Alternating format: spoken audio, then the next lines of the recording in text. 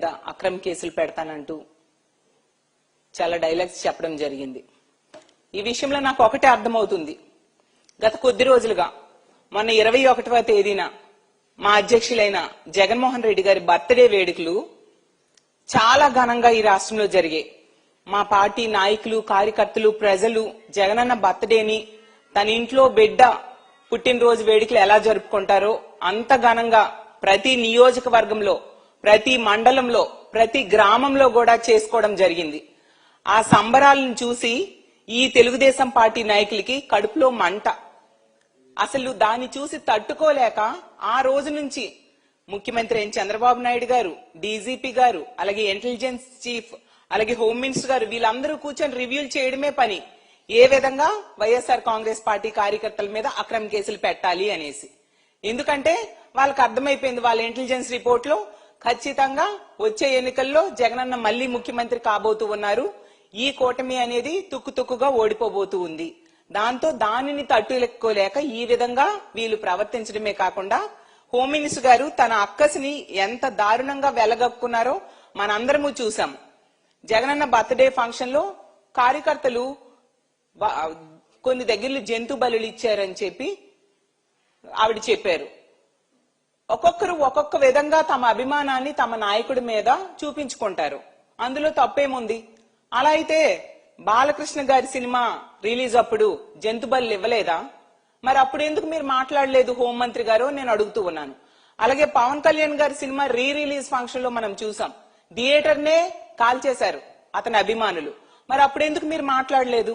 అలాగే OG cinema release అప్పుడు కత్తులు చూపించారు కదా, అప్పుడు మీరు ఎందుకు మాట్లాడలేదు? అంటే మీకు ఒక న్యాయం, మాకొక న్యాయమా? ఈ రాష్ట్రంలో ఒక్కొక్కరికి ఒక్కొక్క రాజ్యాంగం వర్తిస్తుందా? వైఎస్ఆర్ కాంగ్రెస్ పార్టీ వాళ్ళకి ఒక రాజ్యాంగం, తెలుగుదేశం పార్టీ వాళ్ళకి ఒక రాజ్యాంగం, జనసేన వాళ్ళకి ఒక రాజ్యాంగం, బీజేపీ వాళ్ళకి ఒక రాజ్యాంగం. నిజంగా జంతు బలుల నిషేధము అయితే మీరు అదొక రూల్ పాస్ చేయండి, అప్పుడు ఎవరూ చేయరు. అంతేగాని ఈ విధంగా వ్యవహరించడం అంటే మీరు అక్రమ కేసులు పెట్టడం కోసం, కక్ష సాధింపులు చేయడం కోసం ఈ విధంగా పుట్టినరోజుల వేడుకల్ని సాకుగా చూపించడం ఎంతవరకు సమంజసమని నేను అడుగుతూ ఉన్నాను. అలాగే హోంమంత్రి గారు చెప్తూ ఉన్నారు, ఇక్కడ ఉన్నది సిబిఎన్ అంటూ ఇలా ఇష్టం వచ్చినట్టుగా ఏదేదో మాట్లాడారు. హోంమంత్రి గారికి నేను ఒకటే చెప్తున్నాను, మీకు నచ్చింది చేసుకోండి, ఏం చేసుకుంటారో చేసుకోండి. కానీ రానున్న కాలంలో ఖచ్చితంగా ఎన్నికలు వచ్చినప్పుడు మళ్ళీ మా వైఎస్ఆర్ కాంగ్రెస్ పార్టీ వస్తుంది. మీ అందరికీ తగిన రిటర్న్ గిఫ్ట్ ఇవ్వడానికి సిద్ధంగా ఉన్నాం. ఎన్ని అక్రమ కేసులు పెట్టుకుంటారో పెట్టుకోండి, మా కార్యకర్తలు ఎవరు కూడా కొంచెం కూడా భయపడే ప్రసక్తి లేదు. మీరిప్పుడు కక్ష సాధింపులు చేస్తూ ఉన్నారు, అన్నింటికి రిటర్న్ గిఫ్ట్లు వస్తాయనే విషయం గుర్తుంచుకోండి. మీరు సెంటీమీటర్ చేస్తే మేము కిలోమీటర్ దానికి రిటర్న్ గిఫ్ట్ ఇస్తామనే విషయాన్ని కూడా గుర్తుంచుకోవాల్సిందిగా తెలియజేస్తూ ఉన్నాను. అలాగే హోంమంత్రి గారికి నేను ఒకటే చెప్తున్నాను, ఏవేవో మాట్లాడారు మా కార్యకర్తల గురించి, రోడ్డు మీద నడిపిస్తాము ఇలా అంటూ చాలా మాట్లాడారు కదా. అమ్మా, మీరు ఒక అసమర్థ హోంమంత్రి. నిజంగా మీరు చేయాల్సిన బాధ్యత చేయకుండా ఈ విధంగా కక్ష సాధింపు చర్యలు చేయడానికి, అలాగే మా జగనన్నను తిట్టడానికి మాత్రమే మీకు హోంమంత్రి పదవి ఇచ్చారని ప్రతి సందర్భంలో కూడా నిరూపించబడింది. నిజంగా మీరు చేతనైతే, మీకు దమ్ముంటే, మీకు ఇప్పుడు ఈ రోజు మీరు హోంమంత్రిగా ఉన్న ఈ రాష్ట్రంలో కూటమి ప్రభుత్వం అధికారంలోకి వచ్చాక మీ హోంశాఖ 36వ స్థానానికి హోంశాఖ పనితీరు దిగజారిపోయింది. నిజంగా సిగ్గుపడాలి. ఆ ర్యాంక్ ని 20వ స్థానానికో 15వ స్థానానికో తెచ్చుకోవడానికి ప్రయత్నించండి. అది మానేసి మా కార్యకర్తల మీద, మా నాయకుల మీద అక్రమ కేసులు పెట్టడం మీద ఎలాగా అనేసి దృష్టి పెట్టడం కాదు. అలాగే తీసుకుంటే మొన్ననే ఈ రోజు చూసాం, కుప్పంలో ఒక వివాహిత మహిళను 3 యువకులు రేప్ చేయడం జరిగింది. 10 రోజుల తర్వాత ఆ సంఘటన వెలుగులోకి వచ్చింది. వాళ్ళు బెదిరించడం వలన కనీసం కంప్లైంట్ కూడా ఇచ్చే స్వేచ్ఛ లేని పరిస్థితి. ఈ రోజు ఆమె భర్త పోలీస్ స్టేషన్ లో కంప్లైంట్ ఇవ్వడం జరిగింది. మరి ఆ దుర్మార్గుల్ని శిక్షించడం మీద మీరు దృష్టి పెట్టండి. అది మానేసి మా కార్యకర్తల్ని ఏ విధంగా అక్రమ కేసుల్లో అరెస్ట్ చేయాలని కాదు. అలాగే తీసుకుంటే ఈ రోజు నెల్లూరులో టీడీపీ కార్యకర్తలు రౌడీల్లా కొట్టుకున్నారు. వాటి మీద మీరు దృష్టి పెట్టాల్సిందిగా కోరుతున్నాను. మీకు నిజంగా దమ్ముంటే వాళ్ళని అరెస్ట్ చేయండి. అలాగే తీసుకుంటే మీ గవర్నమెంట్ వచ్చాక మా కార్యకర్తల్ని ఎంత అమానవీయంగా ఎంత దారుణంగా చంపేశారో ఈ రాష్ట్ర ప్రజలందరూ కూడా చూడడం జరిగింది. అలాగే అలా ఘోరంగా నరికేసిన వాళ్ళని అరెస్ట్ చేయడానికి శిక్షించడం మీద మీ పవర్ ను ఉపయోగించండి. నిజంగా మీరు ఎంత అసమర్థ హోంమంత్రి అంటే మీ తోటి మంత్రి అయిన సంధ్యారాణి గారి పిఏ అతని మీద ఒక మహిళ, ఒక ప్రభుత్వ బీసీ మహిళ, ఆమె ఒక ప్రభుత్వ ఉద్యోగిని, ఆమెకి ఎంత దారుణంగా అత్యాచారం చేయడమే కాకుండా మంత్రుల దగ్గరికి, మంత్రుల పిల్లల దగ్గరికి, తెలుగుదేశం పార్టీ నాయకుల దగ్గరికి వెళ్లమని లోబర్చుకోవడానికి ట్రై చేశాడని ఎస్పీకే స్వయంగా వచ్చి కంప్లైంట్ ఇస్తే కనీసం ఆ నిందితుడైన సతీష్ ని ఈ రోజు కూడా అరెస్ట్ చేయలేని అసమర్థ హోంమంత్రి మీరు. మీకు నిజంగా అధికారం ఉంటే ఆ వ్యక్తిని అరెస్ట్ చేసి చూపించండి, ఆ వ్యక్తిని నడి రోడ్డు మీద నడిపించండి. అలాగే తీసుకుంటే పవన్ కళ్యాణ్ గారి కాన్స్టిట్యున్సీలో ఒక మాజీ కౌన్సిలర్ అత్యాచారం చేయడం జరిగింది. అలాంటి వ్యక్తిని నడి రోడ్డు మీద నడిపించండి. అది మానేసి ఎంతసేపు కూడా మా కార్యకర్తల మీద అక్రమ కేసులు పెట్టడానికి మాత్రమే మీరు దృష్టి పెడుతూ ఉండే పరిస్థితి. అసలు ఈ రప్ప డైలాగ్ ఎక్కడి నుంచి వచ్చింది, ఏ సినిమా నుంచి వచ్చింది ఒకసారి గుర్తు తెచ్చుకోండి. అలాగే అసలు బాలకృష్ణ గారి సినిమాలో, పవన్ కళ్యాణ్ గారి సినిమాలో వాళ్ళు పెట్టిన డైలాగ్స్ ఏంటి, అవి సమాజం మీద ఎటువంటి ప్రభావం చూపిస్తాయి అనే విషయాన్ని మీరు మర్చిపోతున్నారా? వాటిని కంట్రోల్ చేయడానికి ముందు ప్రయత్నించండి. అసలు 2029 ఎన్నికల తర్వాత మీ అడ్రస్ ఎక్కడుంటుందో ప్రజలు నిర్ణయిస్తారు. ఏ విధంగా మీకు బుద్ధి చెప్పాలో అనే విషయాన్ని కూడా ప్రజలు నిర్ణయిస్తారు. ఖచ్చితంగా మీరు చేస్తున్న తప్పుడు కార్యక్రమాలన్నింటికి కూడా రిటర్న్ గిఫ్ట్ తీసుకోవడానికి సిద్ధంగా ఉండాలని తెలియజేస్తూ ఉన్నాను. అలాగే తీసుకుంటే సైకోలు అంటూ ఇష్టం వచ్చినట్టుగా మాట్లాడారు కదా. అసలు సైకోలు ఎవరమ్మా? మీ ఐటీడీపీ కార్యకర్తలు. ఎందుకంటే ఆ రోజు తీసుకుంటే గీతాంజలి అనే మహిళ తనకి ఇళ్ల పట్టా జగనన్న ఇచ్చారని చెప్పి సంతోషంగా తన ఆనందాన్ని వ్యక్తం చేస్తే ఆమె మీద దారుణంగా ట్రోల్ చేసి ఆమె ఆత్మహత్య చేసుకున్నంత వరకు కూడా వదలలేదు. అలాంటి సైకోలు మీ తెలుగుదేశం పార్టీ కార్యకర్తలు, ఐటీడీపీ కార్యకర్తలు.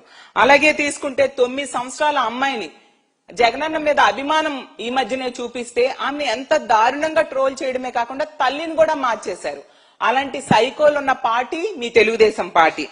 ఇలాంటి వాళ్ళని మీరు రక్షిస్తూ మళ్ళీ తిరిగి మా పార్టీ వాళ్ళని అండం ఎంతవరకు సమంజసం అని తెలియజేస్తూ ఉన్నాను.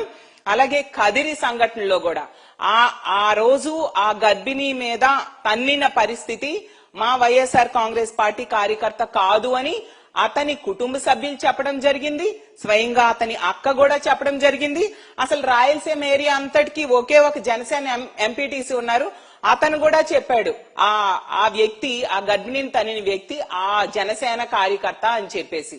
మొదట అతనేదో వైఎస్ఆర్ కాంగ్రెస్ పార్టీ కార్యకర్త అని చెప్పి అతన్ని టార్చర్ పెట్టిన మీరు జనసేన కార్యకర్త అని తెలియడంతో దాన్ని కవర్ చేసుకోవడానికి ఈ విధంగా పాటలు పడే పరిస్థితి రాష్ట్ర ప్రజలందరూ కూడా గమనిస్తూ ఉన్నారు. మాట్లాడితే ఇంకో మాట హోంమంత్రి గారు అంటూ ఉన్నారు, తల్లిని చెల్లిని అంటూ. ఇదొక మాట ఈవిడికి అలవాటైపోయింది. ఇలా జగనన్నని వ్యక్తిగతంగా తిట్టడం కోసమే ఈమెకు హోంమంత్రి ఇచ్చారు తప్ప పని చేయడానికి కాదు అనేది చాలా సందర్భాల్లో స్పష్టమైంది.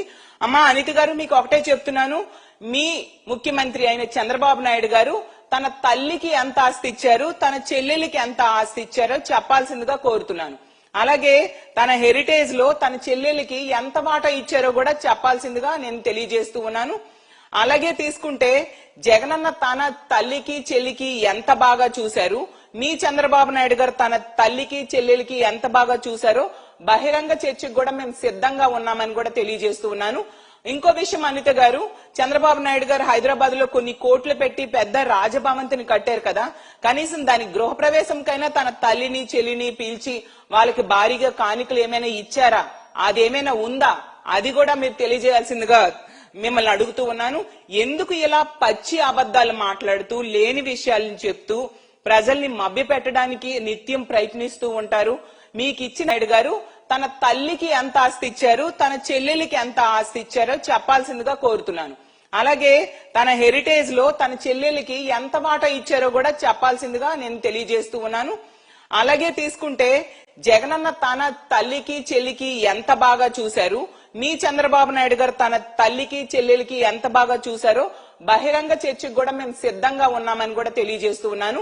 ఇంకో విషయం అనిత గారు, చంద్రబాబు నాయుడు గారు హైదరాబాద్ లో కొన్ని కోట్లు పెట్టి పెద్ద రాజభవంతిని కట్టారు కదా, కనీసం దాని గృహప్రవేశంకైనా తన తల్లిని చెల్లిని పిలిచి వాళ్ళకి భారీగా కానుకలు ఏమైనా ఇచ్చారా, అదేమైనా ఉందా, అది కూడా మీరు తెలియజేయాల్సిందిగా మిమ్మల్ని అడుగుతూ ఉన్నాను.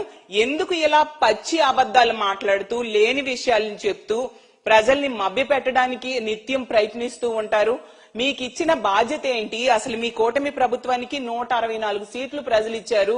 ఈ రోజు శాంతి భద్రతలు గాలి కొదిలేయడం, అలాగే ఇచ్చిన హామీలు ఏ ఒక్కటి నెరవేర్చకపోవడం వలన ప్రజలందరూ కూడా మళ్ళీ వైఎస్ఆర్ కాంగ్రెస్ పార్టీ రావాలి అధికారంలోకి, జగనన్న ముఖ్యమంత్రి కావాలని బలంగా ఈ రోజు కోరుకుంటూ జగనన్న పుట్టినరోజుని ఒక పండగలా జరుపుకున్నారు ఈ రాష్ట్ర వ్యాప్తంగా. దాన్ని చూసి తట్టుకోలేక, అలాగే మీ ఇంటెలిజెన్స్ రిపోర్ట్స్ అన్నింట్లో కూడా మళ్ళీ జగన్మోహన్ రెడ్డి గారు ముఖ్యమంత్రి అవుతారు అని రావడంతో దాన్ని చూసి తట్టుకోలేక కడుపు మంటతో ఈ విధంగా మా వైఎస్ఆర్ కాంగ్రెస్ పార్టీ కార్యకర్తల మీద అక్రమ కేసులు పెట్టడానికి మీరు దృష్టి పెట్టారు. ప్రజలు దీన్ని గమనిస్తూ ఉన్నారు. మనం ఉన్నది ప్రజాస్వామ్య దేశంలో, ప్రజలకి రాజ్యాంగం కొన్ని హక్కులు ఇచ్చింది.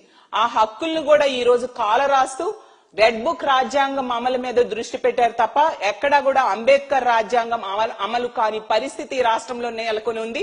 ముందుగా మీరు చేయాల్సిన పని, మన ర్యాంక్ ని 36వ ర్యాంక్ అని కేంద్ర హోంశాఖ నివేదిక ఇచ్చింది కదా, దాన్ని తగ్గించడానికి ప్రయత్నించండి. రెండోది, అమిత్ షా గారు లెటర్ రాశారు కదా మొన్న చంద్రబాబు నాయుడు గారికి, మన ఎమర్జెన్సీ కాల్ సెంటర్ 112 కాల్ చేస్తే 26. Please subscribe .news.